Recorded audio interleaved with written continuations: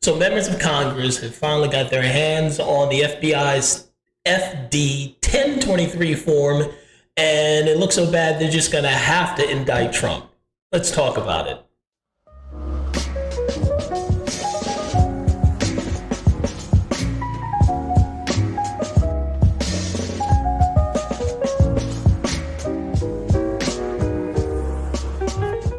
Hello everyone, this is Keith. Welcome to the Ghetto Sapien channel, your home of inner city intelligence.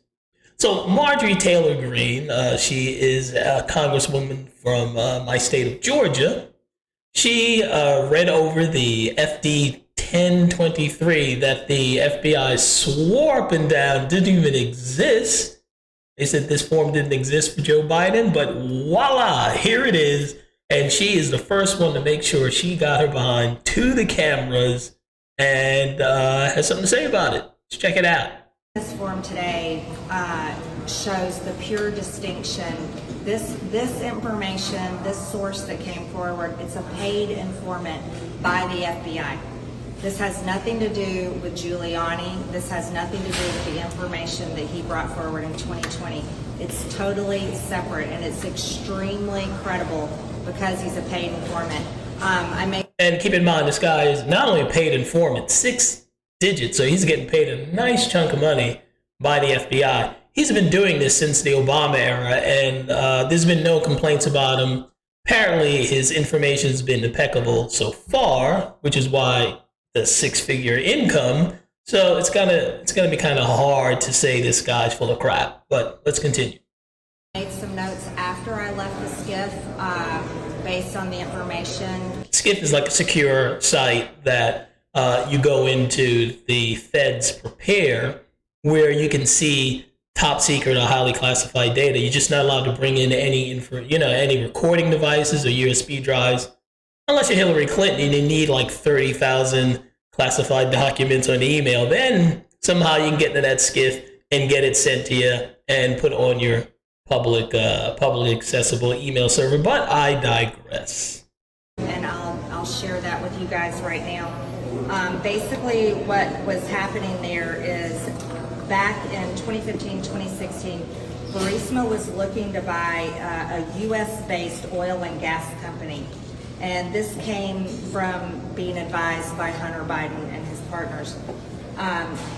Biden said Shokin was corrupt. That was around the time of this meeting, was when Joe Biden, as vice president, had said that the prosecutor Shokin was corrupt. They hired Hunter on the board to make the problems go away. That's what they specifically said. Hunter advised that they could raise more money if they bought a U.S. company. So the informant was trying to do the right thing and trying to advise Burisma that they shouldn't go this route. They should hire an attorney, work out their problems that they were being investigated for, because they were having other legal problems, and that's why they were being investigated. Can you imagine that? So the informant from a country, the Ukraine, it's one of the most corrupt countries in Europe. He's probably crooked, but even he's like, oh my God, the Bidens are so crooked and stupid. He's trying to give them advice like, don't be that crooked and dumb. And apparently fell on deaf ears. This prosecutor Shokin, the informant was advising them, don't go this route. Why would you buy another U.S. company while you're under investigation? That's not a good idea. So because I got the state behind me and no one's going to investigate me. And plus, Hillary's going to end up winning. So what do I care? Oops. Trying to tell him to do the right thing. The owner of Burisma said that Hunter was stupid and that his other business partner was smart. He also said that he's crooked, but not stupid. Well, the guy, not Hunter. He nailed Hunter. Paid $5 million to one Biden, and he paid $5 million to another Biden. And it was all a bribery to get Shokin fired and end the investigation into Burisma. There it is in plain English, at least according to this document that the FBI's had since 2017, that they're investigating for that long. We have it in clearly written English. $5 million, two payments of $5 million each, and it's for bribery.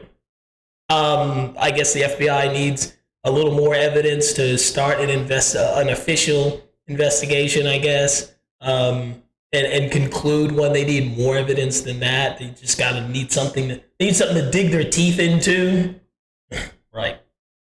He also told the informant this is common practice in Russia and Ukraine. It's common practice. It's part of business there. That's how their culture works, that they will pay bribery money in order to get business deals done. And that many businesses, they take that into account. They put it in their budget, basically, when they're preparing to buy another company or start another company. In New York, that's sort of like muggers' money. When back in the 70s and 80s, people carried an extra $5 to give to the mugger because they knew you got to give him something for all this effort of getting a gun and sticking it in your face. That's pretty much how they do business in third world countries, corrupt countries like Ukraine. You are not getting the business set up and hope for it to be profitable any which way unless you're willing to pay somebody to grease the skids. Somebody's got to get paid, and that's how it is. So the fact that Hunter and his partners have opened up so many businesses in these corrupt countries, Romania, you'll find out later, China, Russia, Ukraine, there's something going on in many of these cases. Because again, this is regular business practices where you gotta pay someone off to get something done. That's just normal. And so over in Ukraine, for them to consider hiring Hunter Biden on the board in order to make their problems go away, which was the prosecutor Shokin, who was investigating Burisma for corruption and legal problems. This was definitely illegal for a vice president of the United States and their family members. Yeah, and their family members. Keep that in mind when you hear Democrats keep saying, well, maybe Hunter or Biden's brothers or his daughter-in-laws or his grandkids, maybe they did something and got some money, but it has nothing to do with Joe Biden. It doesn't matter. We know the way they made money was they were selling the Biden last name. And what the hell was his grandkids doing collecting money from these countries too? And the media's like, nothing to see here. Unbelievable. The informant had asked the owner of Burisma if he was happy that Trump won, and he said no, he was not happy. Remember, he had invested a lot of money into the Bidens to make his problems go away. But he did say that it would take 10 years for all of us to find out the payments made to the Bidens because of how many bank accounts there were. He said. Also keep in mind that the Bidens have at least 20 shell companies out there that don't do anything. We don't even know if they've paid the taxes on the money they've gotten from all these shell companies, but they got at least 20. The Trumps, I think, have about 5 or 6 companies. The Bidens, 20, and we still don't know what the Bidens do for a living. So that's what all those shell companies, maybe that's what they were for. Mm-hmm.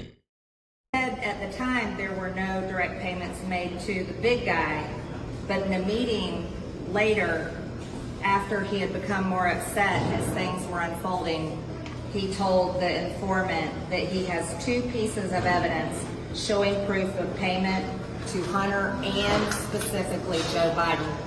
You see, I think what everyone needs to understand is that business owners, at least most smart ones, whether they're good or bad, whether they perform their business in a legal manner or a corrupt manner, they always keep records of their business payments, accounts and receivables. That's how it's done.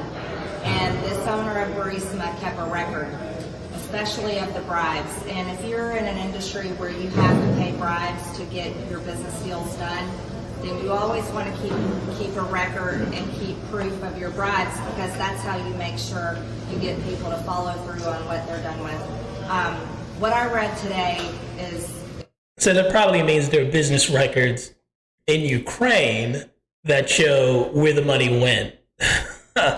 Ooh, that's bad news. Is, again, shocking. Just as what I read in the Treasury Department with all the SARS report is shocking. But we are going to continue following this investigation. We're going to continue to look into every single thing that we can uncover. We need the FBI to keep cooperating with us. That's extremely important.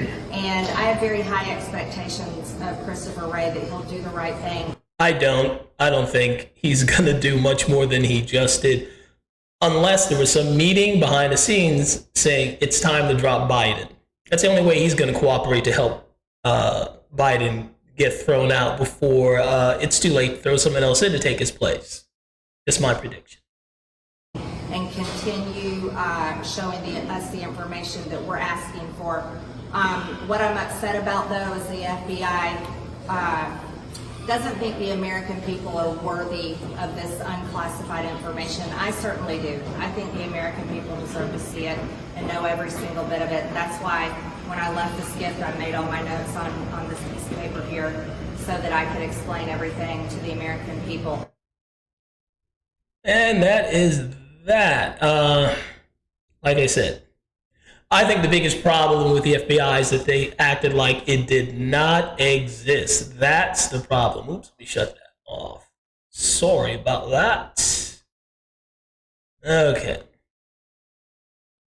Anyway, like I said, I think that's the biggest problem is that the FBI, well, let me say one of the problems. The FBI lied about this FD-1023 existing, and you know there's way more than that. Just like the SARS reports, the banks, the suspicious activity reports, thought there was a few, turned out to be 150 or more. There's probably a bunch of those FD 1023 forms about Biden. But we'll see if it comes out. At least I'll give MGT, Marjorie Taylor Greene, this much. I don't believe in the whole, the whole trans thing, but she is the only, or one of the few Republicans with a set of balls on that side. So with this coming out, I think the only way to change the subject is to indict Trump. They're going to have to come up with some indictment to get this out of the news cycle, because I think it's going to be a little too much for the news to ignore. So expect probably Monday, because Friday's a bad news day to drop news. Expect Monday they're going to knock this out by indicting Trump on a federal level. And it'll probably drive his poll numbers up anyway, but we'll see. That's all I got on this. I'd like to see your comments, so please comment, share, like, and subscribe.